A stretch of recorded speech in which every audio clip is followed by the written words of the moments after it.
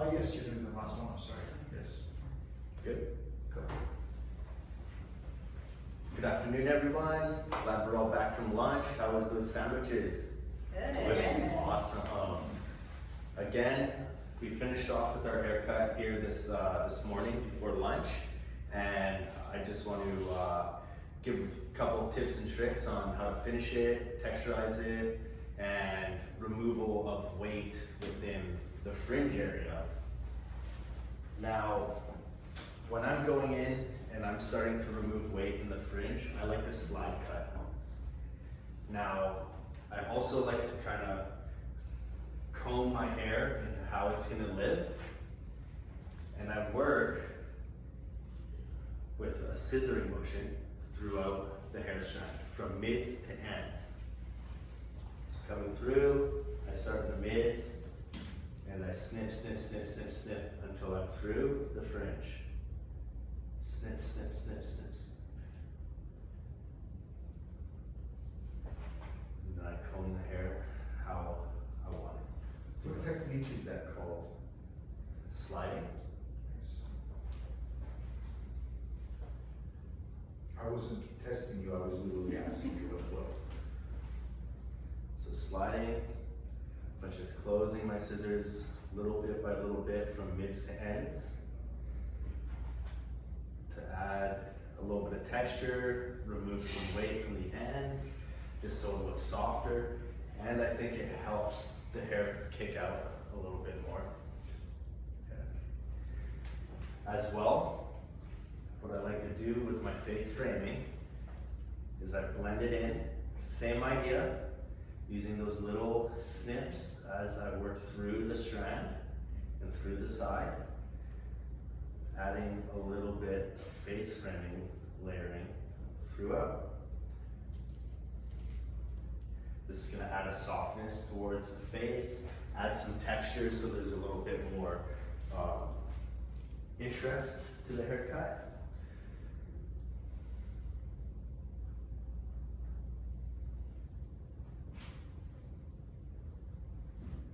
Just picking up the pieces that I think could be better.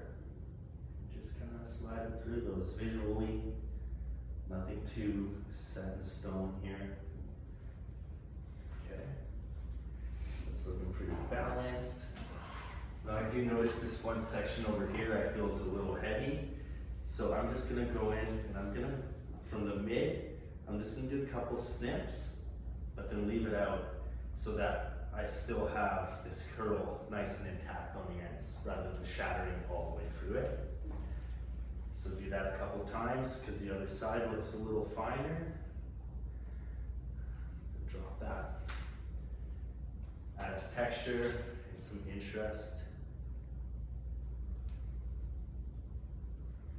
Okay. Now what I like to do to finish off my guest is, the one thing I think is important for curly hair is to have a moisture product and then also a product with some hold. My moisture product today is going to be Be Curly Curl Enhancer. And then I'm going to put about the same amount as like the tip of my thumbnail, okay? I think this gives us lots to work with. Curly hair, you need a little bit more product than you would on straight hair. And just so I don't disturb the curl too much, 1 minute. I just squeeze it into the hair, scrunch it, okay? Then once I like that, maybe I'll go in and I'll touch up anything around the face so it doesn't look frizzy. Just like so. Here. And then just a little bit of that hold. Scrunch that in so that we can set this style exactly how it is laying and sitting. And then I'm just gonna let that air dry because I feel that's gonna be best suited for our guest today. Right on money there, dude. Great.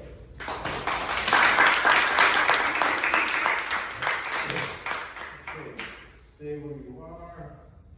How do you feel? Good. Good? Relaxed. Compared to this morning's presentation. I hit the points that I wanted to hit. Okay. This morning, I just talked about the opening and closing of the shears, Okay. but I didn't necessarily talk about where I started on the hair strand Okay. and where I ended, so Okay. I added that in. Okay. I felt less rushed Okay. and removed kind of a lot of content from the very first time. Okay, I was gonna say it was a little content light. So Yeah. maybe you should have brought some of that in. There's the right balance there. This is not about, it's not about the content, but again, I think you're naturally comfortable out there. I think where you would do better is not the sound of your voice, it's more eye connection, for sure. You kept connecting to our front person here, so it was like she was gonna be like your main student here. None of us in the back row, I don't know, felt as much eye contact, at least not for me, so thanks for not helping me, my friend.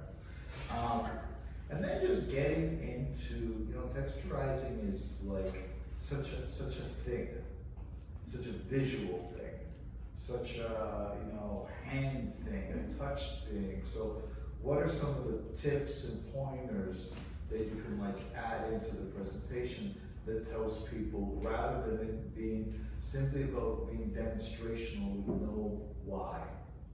So you had to me, the only thing that was missing was the why in the conversation, for the conversation to feel like it's looping. Like, why am I doing this? Why would I want to do this behind the chair? Why am I doing this dry and not wet? And if so, you explain that in the morning, now in the afternoon, you're starting that, you could also recap those aspects and those points, just to keep the conversation going, okay? Obviously you teach all the time, you're a very successful educator, and I think given the context of having a full day, I know how you work, and I've seen you do your thing. I just think in these little moments and stuff, where I would, put the focus would just be around, like, how do I balance the right content, and how do I keep the conversation flowing? And, a good tip is like, write your question out for yourself. A really good thing to think about right now is, why am I starting with my scissor this way versus this way or this way? And regardless if that's even part of it, you just write those questions on it, it just brings focus to the conversation. Anything else you feel in comparison to this morning? Not really. No? I feel all right. Okay, good. Good. Well done, man. Excellent. Excellent. And the mannequin looks amazing. Yes, she does. And I'm gonna try that about, normally, if I'm gonna remove weight on the bottom like that, I would carry it all the Yeah. way down. I was gonna. So I'm gonna try that, yeah. I like that, stopping and not Yeah, keep on I like it. making those ends weaker and weaker.